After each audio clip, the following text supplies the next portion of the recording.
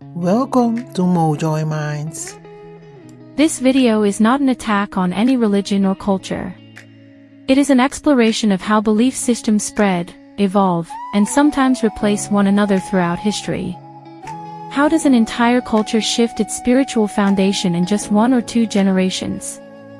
How does a child born into ancestral tradition grow up singing songs from a completely different worldview? And is it force, or something much quieter? Let's talk about how belief systems replace each other. When missionaries arrived in many indigenous regions, from South America to Africa to the Caribbean, they rarely started with threats. They started with structure. Schools, medical posts, literacy programs. If you shape education, you shape identity. When the first written words a child learns are religious texts, those words don't feel foreign. They feel foundational. When the first songs taught in school are hymns, those melodies become childhood memory. And childhood memory becomes emotional loyalty.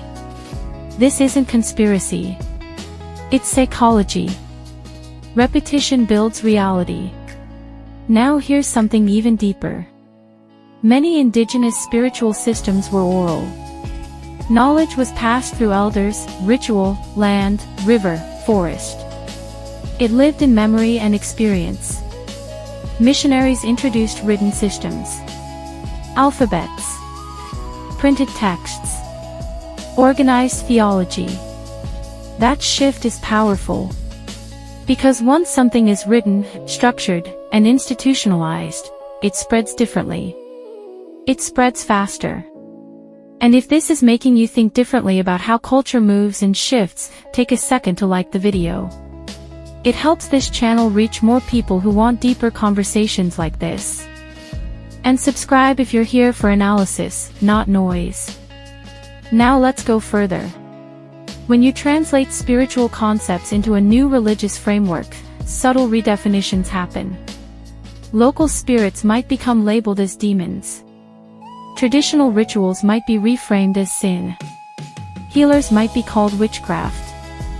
Over time, one system is framed as elevated, the other as backward. Humans move toward what feels socially elevated. Now let's bring it closer to Suriname and the Maroons. Maroons preserved African spiritual systems like Winti under extreme pressure. That survival is remarkable. But over time, mission schools expanded. Churches offered organization. Urban migration increased.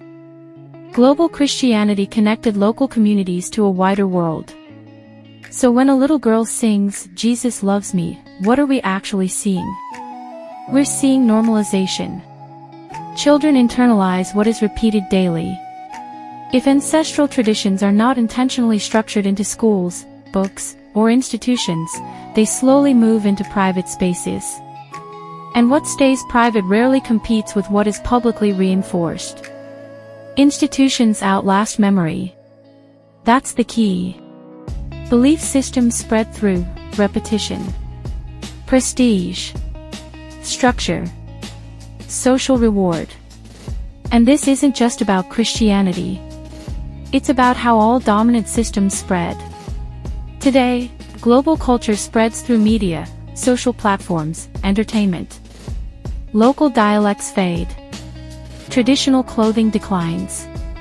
Regional rituals disappear. Why? Because global systems have infrastructure. The mechanism hasn't changed. Only the medium has.